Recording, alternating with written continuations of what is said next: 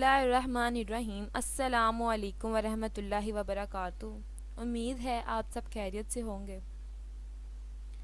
आज आज का मेरा मौजू है जिसमें यूरोप में नहाने को कुफर समझा जाता था। मैं अपने मौजू का बाकायदा आगाज़ करूं इससे पहले मेरी नाज़रीन से गुजारिश है कि मेरे चैनल को सब्सक्राइब करें और बेल आइकन को प्रेस करें ताकि मेरी आने वाली न्यू वीडियोस का नोटिफिकेशन आपको आता रहे। मुझे उम्मीद है जब मैं आपको ये बात बताऊंगी तो आपको अपने आप पर फ़ख्र होगा कि आप एक मुसलमान घराने में पैदा हुए और हमारे प्यारे नबी के बताए हुए तरीक़ों के मुताबिक चल रहे हैं और ज़िंदगी गुजार रहे हैं। आज की मैं अपने वीडियो का आगाज़ करती हूँ जिसका मौजू मैं आपको पहले ही बता चुकी हूँ। यूरोप में नहाने को कुफर समझा जाता था। यूरोप के लोगों से सख्त बदबू आती थी। रूस के बादशाह कैसर की जानिब से फ्रांस के बादशाह लुईस चाम के पास भेजे गए नुमाइंदे ने लिखा कि बादशाह की बदबू किसी भी दरिंदे की बदबू से ज़्यादा गंदी थी। इसकी एक लोंडी जिसका नाम मोंटिया सबाम था बादशाह की बदबू से बचने के लिए अपने ऊपर खुशबू डालती थी। दूसरी तरफ खुद रूसी भी सफाई पसंद नहीं थे। मशहूर स्याह इब्ने फजलान ने लिखा है कि रूस का बादशाह कैसर पेशाब आने पर मेहमानों के सामने ही खरे खरे शाही महल की दीवार पर पेशाब करता और छोटे और बड़े पेशाब दोनों की सूरत में कोई इस्तंजा नहीं करता, यानी सफाई ना करता। जैसे कि इन बातों से साफ पता चलता है कि ये बहुत कम सफाई पसंद लोग थे। इब्ने फजलान का कहना था कि उसने ऐसी गंदी मखलूक कभी देखी ही नहीं। इंदलिस में लाखों मुसलमानों को कत्ल करने वाली मलका इज़ाबेल सारी ज़िंदगी में सिर्फ 2 बार नहाई। ये बात बहुत हैरानगी वाली है कि कोई शख्स या कोई इंसान कैसे सिर्फ पूरी ज़िंदगी में 2 बार नहा सकता है। इसने मुसलमानों के बनाए हुए तमाम हमामों को गिरा दिया और स्पेन के बादशाह फिलिप दोइम ने अपने मुल्क में नहाने पर मुकम्मल पाबंदी लगा रखी थी। खुद सोचें और अंदाज़ा लगाएं, एक ऐसे मुल्क में या ऐसी हुकूमत में गुजारा करना जहां नहाने पर पाबंदी, सफाई पर पाबंदी हो, तो किस तरह इंसान का जीना आसान है। इसकी बेटी इज़ाबेल दोइम ने कसम खाई थी कि शहरों का मुहासरा ख़त्म होने तक दाखिली लिबास भी तब्दील नहीं करूँगी, यानी वो लिबास जिसमें वो मुहासरा करेगी। और मुहासरा ख़त्म होने में 3 साल लगे। ये अवाम के नहीं मगरिब के बादशाहों और हुक्मरानों के वाक़यात हैं जो तारीख़ के सीने में महफूज हैं। जब हमारे सियाह किताबें लिख रहे थे, जब हमारी साइंसदान निज़ाम शमसी पर तहकीक कर रहे थे, इनके बादशाह नहाने को गुनाह करार देकर लोगों को कत्ल करवाते थे। यानी कि लोगों को इस बात पर सज़ा दी जाती थी कि वो नहाएं और अपने आप को साफ़ करें। जब लंदन और पेरिस की आबादियाँ 30 और 40 हज़ार थीं, इस वक्त इस्लामी शहरों की आबादियाँ 1-1 मिलियन हुआ करती थीं। फ्रेंच परफ्यूम बहुत मशहूर हैं। इसकी वजह यही है कि परफ्यूम लगाए बगैर पेरिस में घूमना मुमकिन नहीं था। यानी लोगों से इस कदर बदबू आती थी कि उनको उस बदबू को कम करने के लिए तेज़ परफ्यूम का इस्तेमाल करना पड़ता था।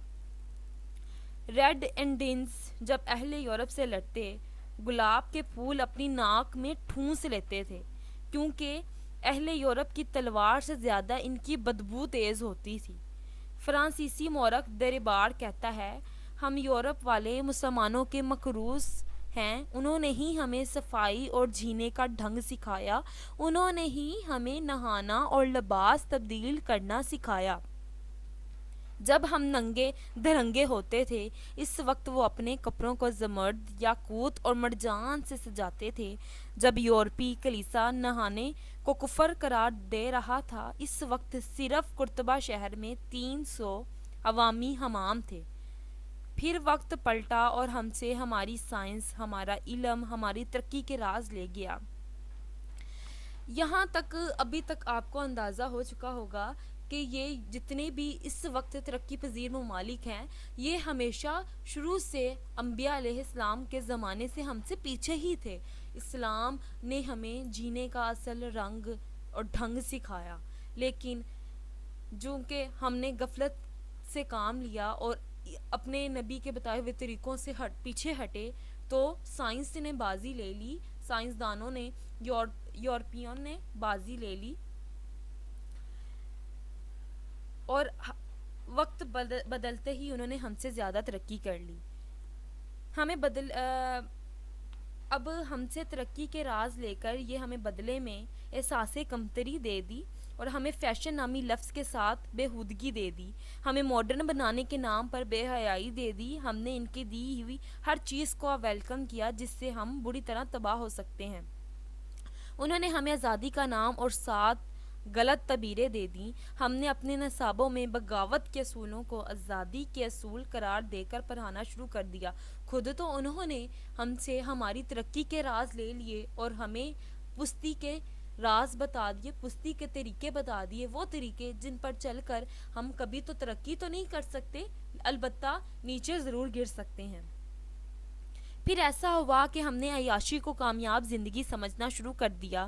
پھر ایسا ہوا کہ وہ چاند پر جا رہے تھے، ہم تفرقہ پرستی پر بحث کر رہے تھے. وہ مریخ کا سفر کر رہے ہیں، ہم 1300 سال پہلے صحابہ کے مسلمان ہونے نہ ہونے پر بحث کر رہے ہیں. انہوں نے سمندر میں پٹرول کے ذخائر بنانے شروع کر دیے، ہم نے پٹرول سے جلاؤ، گھراؤ، آگ لگاؤ تحریکیں چلانا شروع کر دی. انہوں نے ادب سے ایسے شاہکار تخلیق کرنے شروع کیے جو افکار بدل دے، تو ہم نے لبو رخسار، چائے کی پیالی، کالج کی لڑکی لکھنا شروع کر دیا. ہم نے اپنے زندگی کے اصل مقصد کو بھولنا شروع کیا، تو انہوں نے اپنی زندگی کے اصل مقصد کو پانا شروع کیا. انہوں نے قرآن کو اپنی لیبارٹریز کا حصہ بنا لیا اور ہم نے اچھے قیمتی غلاف بنانا شروع کر دیے اور طاق کی سجاوٹ کے مقابلے شروع کر دیے. انہوں نے عمر فاروق کی سادگی اپنا لی اور ہم نے عیاشی اپنا لی. یعنی وہ لوگ جو ہم سے بہت پیچھے تھے وہ ہم سے آگے چلتے گئے اور ہم ان سے پیچھے. جب وہ اپنے بچوں کو زندگی کی حقیقت سکھا رہے ہیں، ہم اسکول، کالج اور یونیورسٹیز میں فرسٹ، سیکنڈ اور تھرڈ پوزیشنز لینے کے گن بتا رہے ہیں. اہل دانش سمجھتے ہیں کہ آئندہ جنگیں میدان جنگ میں نہیں، کلاس رومز میں لڑی جائیں گی، اور آج ہم نے نئی نسلوں کو مادیت پرستی کی بھٹی میں جھونک کر پیسے کو ترقی اور کامیابی کو استعارہ قرار دے رہے ہیں.